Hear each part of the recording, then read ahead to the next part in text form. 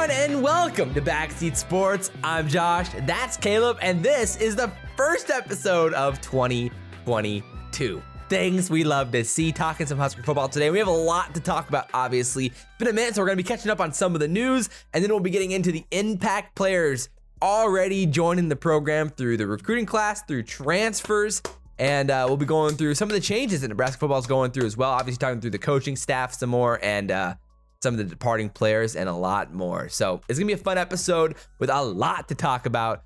But first, Caleb, how you doing? Hey, doing good. 2022, kicking off the new year right. Very exciting. You know, obviously with a lot of promise, a lot of new moving parts to Husker football. Yeah. Obviously still trying to grab our portion of the transfer pie. portal now that, yeah, exactly. The free market that now is the transfer portal, trying to grab our pieces. Literally, and the free agency. Yeah, my goodness. It's crazy. I mean, honestly think you should honestly add more staff just for the transfer portal. Honestly, there's argument for it. Managing how many players, like the thousands of players that are in the portal now, and then like having to deal with like working with the questions of like, okay, is there NIL opportunities here or there, or what would that look like for me as a starter, or what if I'm a bench player like in the future? Like all these guys trying to figure out what NIL would look like at all these different schools. Like the transfer portal has been insane. So I guess with that said, we can kind of get into the first few minutes of the video, me catching up on some of the news, just kind of the random pieces of news that have happened over the last like 2 or 3 weeks since the last upload, just because of the holidays. So of course, Merry Christmas, Happy New Year's to everybody. Woo. And off the rip here, of course, some sad news. Cam Jurgens declared for the NFL draft. Obviously, the question would be, all right, who's going to replace him? And Frost had mentioned Newry, Piper, and Hickson as all guys who have taken snaps at center, with possibility of a few other guys that could be there as well. I think we both think that Hickson's the most likely to be that guy next year. Yeah, he took the most snaps at center, I believe. So, and he was actually pretty serviceable whenever he replaced Cam Jurgens. So yeah, I think he's a solid choice. And like with how decent Newry played, you may not want to take him out of that position already and like move him to center at that point. So unless they feel good about the guys that are coming in here, and then maybe that could be the situation where that could happen. But it definitely creates for a lot of questions though. With so many changes, of course, and to the coaching staff as well, like not the best sign, at least, for Cam to be headed that way with Adrian leaving as well. Yeah, no, it's definitely odd as, you know, again, because Adrian and Cam were kind of the two people that, like, I think Scott Frost would say put the most stock in. Yeah, invested in the most. Put the most time, and for them to leave early. I mean, I really don't know if Cam's an NFL guy. Like, obviously, he's got good athleticism. And I mean, for an NFL center, it could potentially work. I mean, like, it wouldn't be insane with his size, but he does feel like a developmental prospect, which you're not going to take a guy like that earlier than the 5th or 6th or 7th round. More than likely, I see him as an undrafted guy, but it is a weird situation for him heading to the draft. So in the other weird news was Feldarius Payne, who entered the transfer portal and then withdrew his name from the transfer portal. And so he's back on the team. And then I feel like that'll be a common situation. Like people kind of feel the waters, see if they're wanted, come back. If not, obviously he was used the most in the first game we played this season when he had the 2 sacks in the first half. So, and really not much afterwards. So that kind of makes sense for Feldarius. Yeah, still a lot of potential for him though. No, for he's sure. a physical player, and he has more a mobility than you probably think he would when you look at him first. So I think he's an interesting guy this season, and potentially with how many guys leave on this defensive side, there's going to be some opportunity for him to make some plays. So I always liked him. I was surprised. Packages. That's why I was surprised that he even put his name in the transfer portal in the first place, considering the opportunities for him in the pass rush potentially next year as well. So we'll see. But the other big news was that Tony Tuioti is leaving to Oregon to join Dan Lanning, the new head coach there, and his staff. So back to the West Coast, where Tuioti's like originally got his start in his career, obviously from the West Coast, and where he's from. So it makes sense. But man, he's been a pretty good addition to the staff at this point, and so that was a big surprise on the D line. Yeah, I felt like he was really building. You know, it's not really a great sign that, you know, one of your better coaches is leaving. Obviously, lots of coaches, you know, are going to probably get offers in the offseason. But abandoning ships, it's a little worrisome as a Husker fan for sure. Again, at the end of the day, it comes down to like maybe his family wanted to move back to the West Coast. There's a whole bunch of different things that could go on there. Oh, for sure. There's lots of factors. I mean, the other factors would be like, you're losing Damian Daniels to the draft, DeAndre Thomas to the draft, and still he's gone as well. So it's like you are kind of losing basically the 3 guys up front besides like Ty Robinson, basically. Not ideal. Like, so there's a lot of question marks now with DeAndre Thomas leaving as well, with what this front 3 could look like for Nebraska. And it doubles the amount. We still are looking for a couple coaching positions still to this point. Still haven't filled that special teams running backs job, and then now we need a defensive line coach as well. So now we need two more coaches to add on to the staff. Right. So it's getting a little weird. I mean, like, to that point, it's looking like Mike Dawson could probably be that guy on the defensive line, where like he did coach in 2018 there. So maybe like shifting around his responsibilities from outside linebacker and special teams to then, like, you know, be more involved D-line and outside linebackers again. or? Yeah, something like that, or maybe an assistant special teams coach while then also doing, you know, do D-line, maybe something like that. It's still looking like with the running backs coach or special teams, it's looking more and more likely that Ron Brown could be that guy to get hired as or promoted again to full-time running backs coach, which, I mean, again, there are a lot worse guys to hire than Ron Brown with his resume and his run of running backs in the early mid 2000s with Nebraska, obviously with Amir and Rex Burkhead and that whole squad. Lou. Yeah. So I wouldn't be mad about that. I mean, how would you feel about a full-time Ron Brown back at running backs coach? Again, yeah, it's totally fine. Again, he's been a guy that's been really successful, had a lot of 1,000-yard rushers, and obviously he's probably had his hand in it in the first place. Yeah, I mean, he's the highest character guy you could possibly ever have as a coach. This dude brings the energy. I mean, that's an understatement. Yes, that's true. Polarizing on the national media scale, but a really nice guy. Oh yeah, when it comes to energy and passion, he's a 10 out of 10. I mean, the dude is insane. Yeah. In memory of Ron Brown, back in like 7th grade, we did a football camp and he made me do bear crawls and I hated myself. So that was the whole thing there. But it was epic.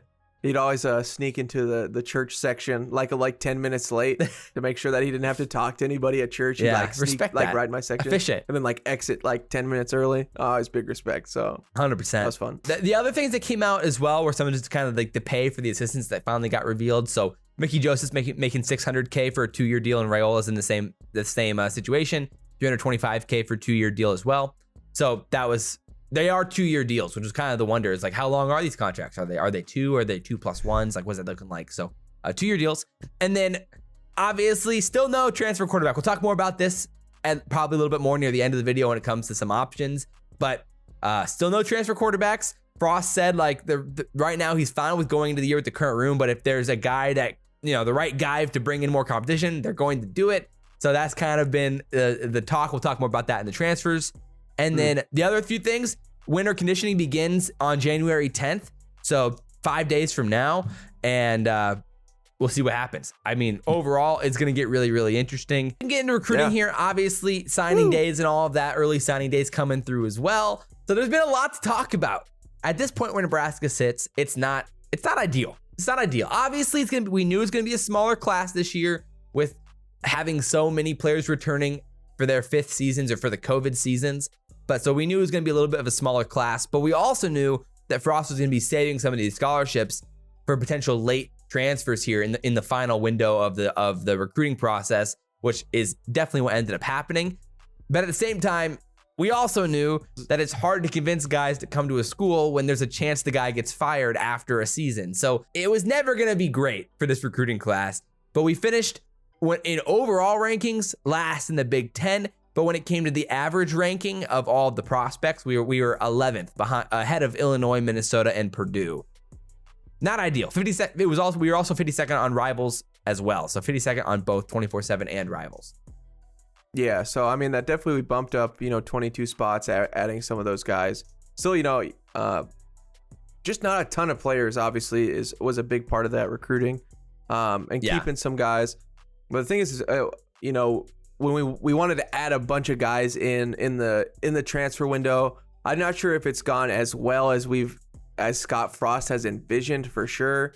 I definitely think that there's still plenty of holes to be filled. I mean, it's okay. It rebounded somewhat, but again, as Scott Frost, one of his best traits was that he was a pretty good recruiter, going from 4th to 14th in the Big Ten composite rankings. That's kind of tough. That's definitely kind of tough and not ideal as for Scott Frost. What we're hoping for is you bring in a handful of guys at the positions you need them the most, and then we make it happen this year. And then you're going all in on recruiting next year, bringing in like a top 15 type class next year is what you're really hoping for. Is like you go 8+ wins this year. You sign Frost to a large extension, 2-year deal. A large extension, and then here you go, all gas.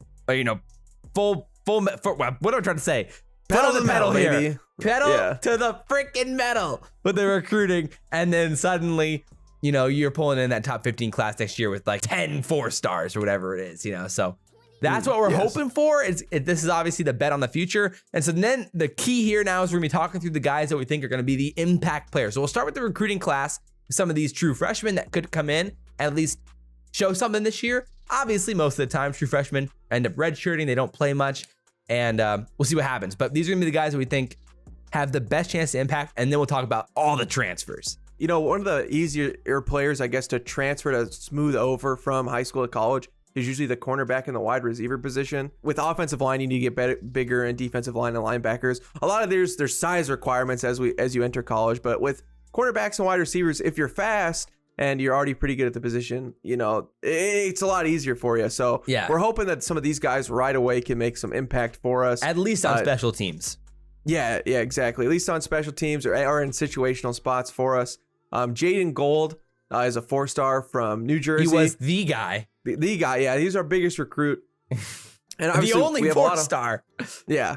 The only 4-star this year. Weird to say that. But luckily, again, we have a lot of missing spots right now in the secondary, as we all know. So to make an impact as a freshman is not that far of a stretch for Jaden. So excited that he came here. And obviously, freshman, there's always the growing pains with cornerback. It's like they're going to feel like you're going to blow a lot of the coverage. But also getting in that early means that as the years go on, like take Taylor Britt and others, for example, the experience is really helpful in the cornerback position. And for sure.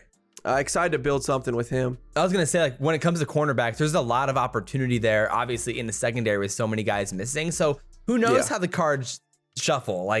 It's possible if Jaden Gold's that good at the start, there's a world where he could see time. It just depends on what happens with the cornerback room. So I think basically you have to mention him as a chance to be an impact player this year because of the opportunities in the secondary.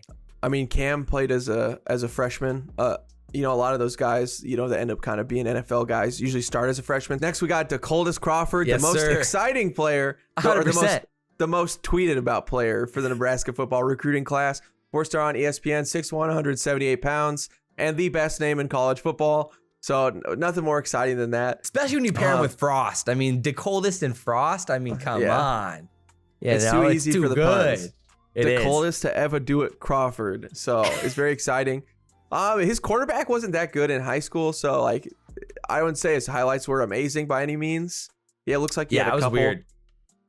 He's pretty fast. I wouldn't say he's absolutely lightning speed from him, but good hands, good frame. Right. They trust him with some contested catches, to the end zone, to fades. They really let him have it up there in the air and go get it. And so I think I was impressed overall with his ability to be physical. And even compare that with his ability with the ball in his hands. And he was really explosive when he had the ball in his hands. So I think it's a pretty nice pairing. Yeah, good vision, I guess, Yeah, and you can see why a lot of D1 schools wanted him and why some legit SEC schools wanted him and why he was sought after and why he was committed to LSU in the first place and decommit to head to Nebraska. So with Mickey Joseph. So that's why you got to be excited for him, especially when you see him on there. It's a 4-star on ESPN and overall, that's a really, really solid prospect. So he's a guy that 100% could see the field in 2022. Yeah, definitely one of these wide receivers in the list will get a starting spot for Nebraska. 100%, no doubts. So, we're seeing the field at least quite a bit, like what Xavier did his freshman year as well. Yeah, no, exactly.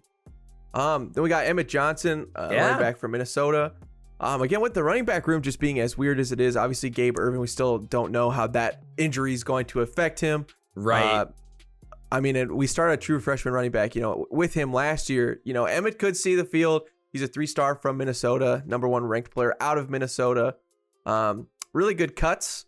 And he had some jab cuts that were nasty. I was impressed. That was where he really stood out. And at the end of the day, what you really want to see, I think generally what I've like to see from recruits is one thing that really stands out and identifying that thing they do really, really well. And then kind of building off that from there. And he's quick. I mean, he has jab steps. He can make cuts. He had some really nice like jukes and side his plays lateral and mobility was good. very, very lateral. And so I was impressed with that overall in the film. Like you said, 68th ranked running back. So like by no means is he like a unbelievable prospect. I mean, he's from Minnesota and he's from Minneapolis, but he wasn't recruited by Minnesota. So generally not the best sign ever, but he had some very, very quick speed. He has potential, like you said. I mean, with the running back room how it is right now, I mean, who knows? At this point, it's Ramir Johnson, it's Jack Yant, and then hopefully Gabe Ervin, and then who knows? And with how many guys got hurt this year, I mean, it was next man up for our running backs this whole year. Yeah. I mean, it's very likely you can see the field with how many guys got hurt this last season. Obviously, we hope Yant can be the main feature back for Nebraska, as he was. I mean, he had his great moments. If he can Ramir Johnson looked great before he got hurt, That's though. True. That's true. So who knows? Ramir Johnson. Yeah. I think a two-headed monster is probably the most likely situation, and hopefully Gabe Ervin's just as explosive as he was, and we can see some development. But I'd imagine it's going to be a slow recovery, and he might not even be ready for the start of the season. So, who knows? We will see. But yeah, so next guy up here, the last few here from the recruiting class specifically, Victor Jones, wide receiver, 6'2", 184, from Orlando, Florida, 91st ranked wide receiver in the class. And he had some offers from Cincy, Buffalo, and Arkansas. And another guy who at least showed potential, like fast, pretty big, 6'2", 184, so a decent sized player. And like a guy who, again, with the receiving room how it is, you never know. Yeah, I definitely liked him. He looked good. And, one guy that I'm really excited about, though, was Jaleel Martin, the athlete. Yeah, I mean, very interesting. Yeah, he kind of played everything. He played safety. He played corner. He played wide receiver.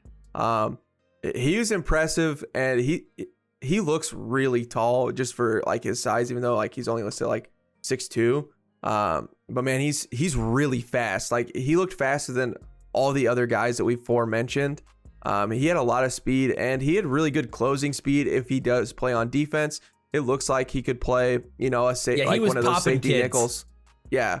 And then he also had pretty decent hands and really good coverage too. So I think he'll be a nice weapon for us to have in whichever way that Scott Frost and the rest of the staff foresee him being. And I think he could also be an impact player. And if he does choose to be a wide receiver, again, just with how fast and big he was, it looked like he had a huge wingspan on the video. I'm excited about Jaleel Martin.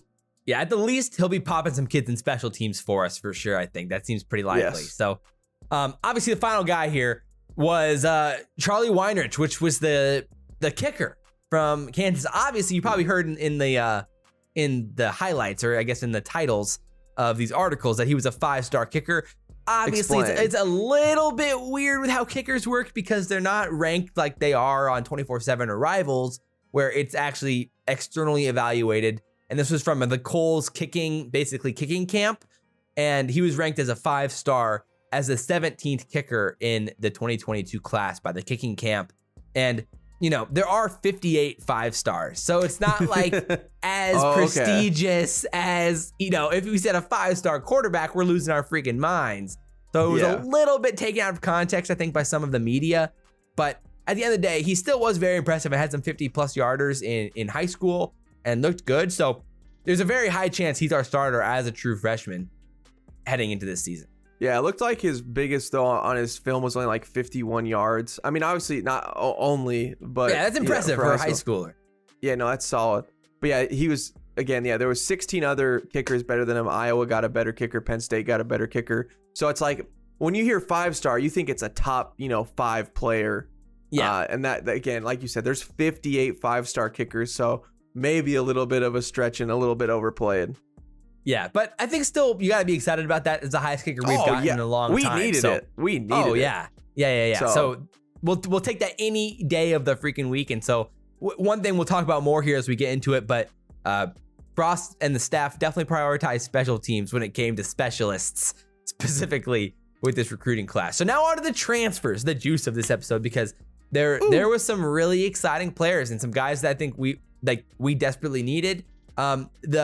The biggest one I think that people talked about the most was probably Tommy Hill from ASU, 4-star cornerback transfer, and an interesting mix of performances in his season, his 2020 season. At least based off PFF from Arizona State, he was a solid player, like 62.9 overall rating.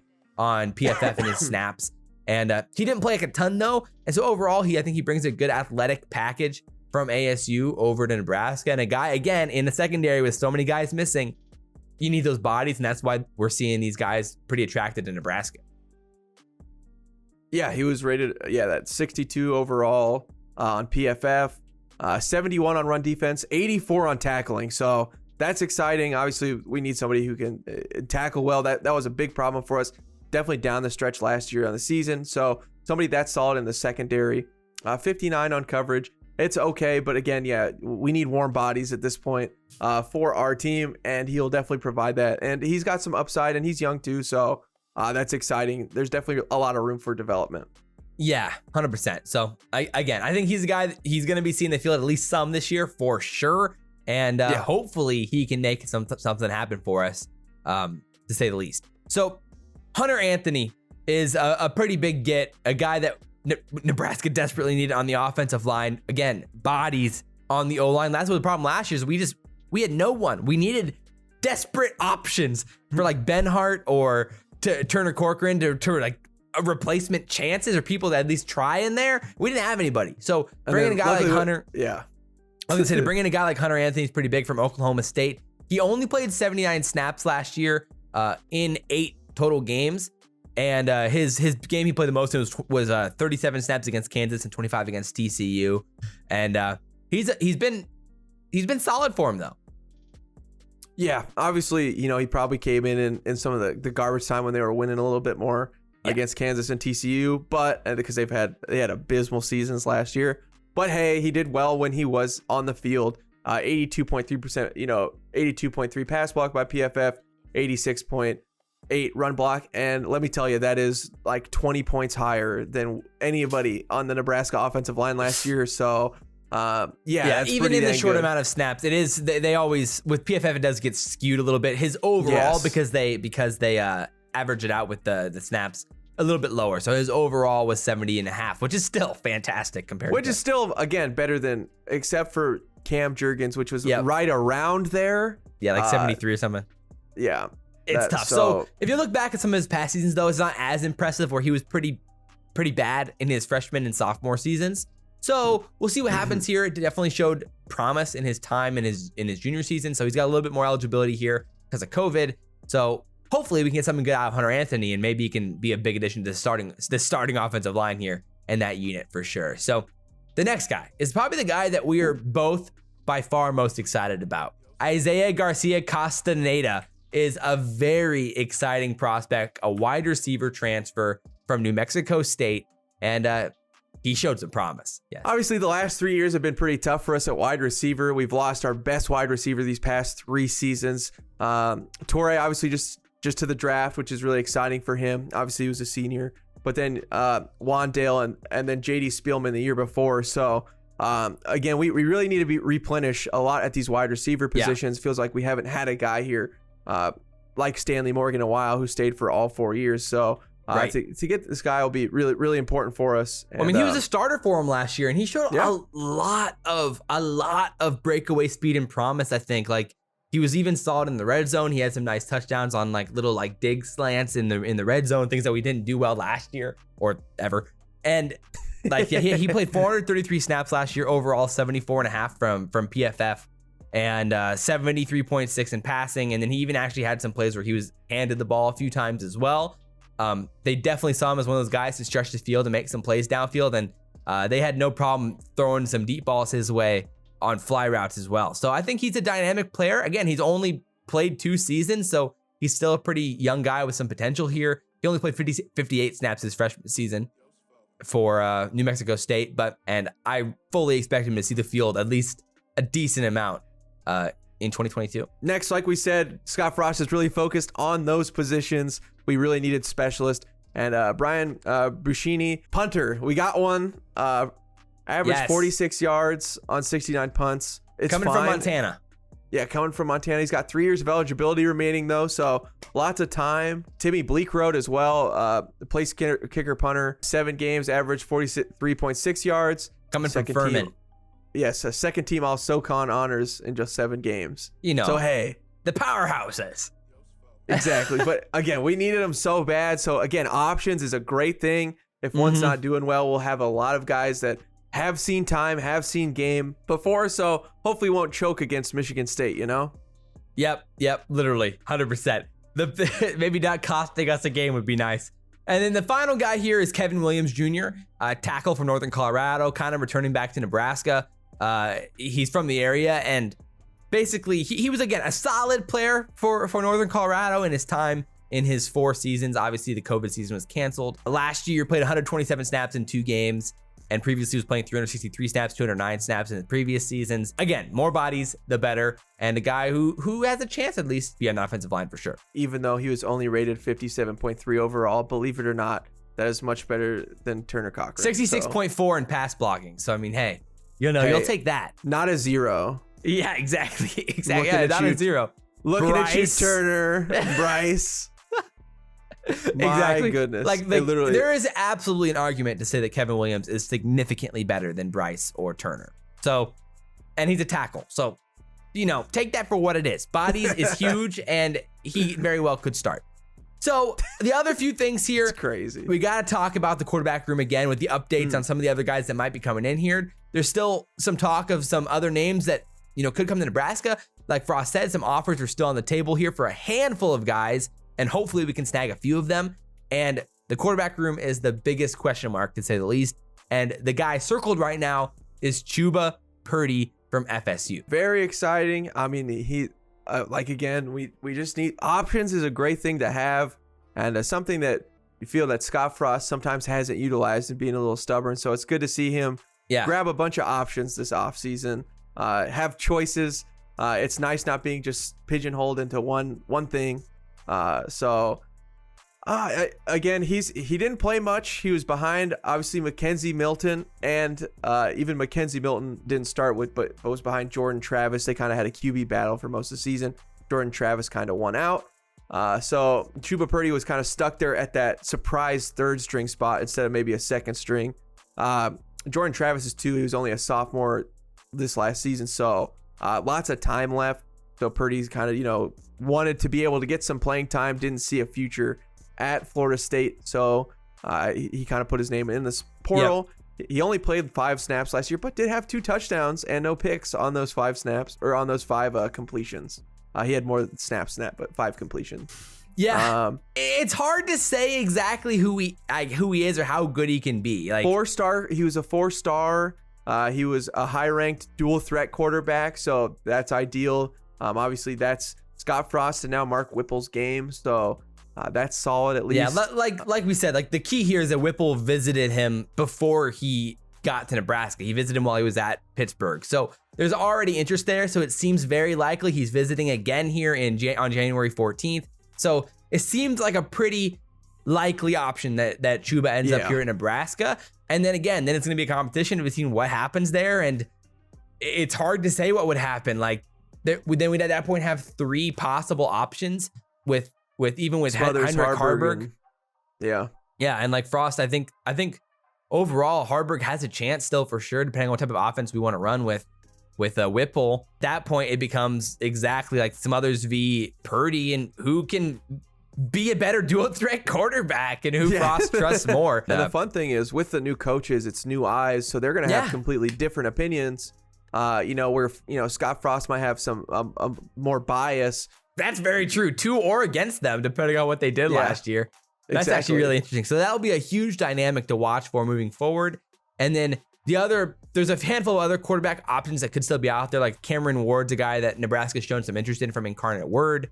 And so there's just a handful of guys that we need to still keep our eye on here moving forward in the transfer portal over the next few weeks. So that's it, boys and girls, ladies and gentlemen. Nebraska football update. Some of the guys we got to keep our eyes on heading into the spring. Obviously, a few months out from the spring game still. Shout out Wanda Robinson for beating Iowa. Things we love to see. And the game, basically the game-winning play, basically like the 50-yard reception. You got to be kidding me. Things you love to see. It did hurt a little bit that, he's beating Iowa and we're not. But, it was fun to watch. I mean, Iowa losing is never a bad thing. So No, yeah. Anyway. all the other Big Ten teams can win a bowl game, but if Iowa loses, it's totally fine. So Yep, amen. But drop our comments down below, like, comment, subscribe, share the video if you guys really enjoyed it, hit the notification bell so that you never miss an upload. But as always, guys, I'm Josh. That's Caleb. This has been Backseat Sports, and we will see you next time. Go Big Red.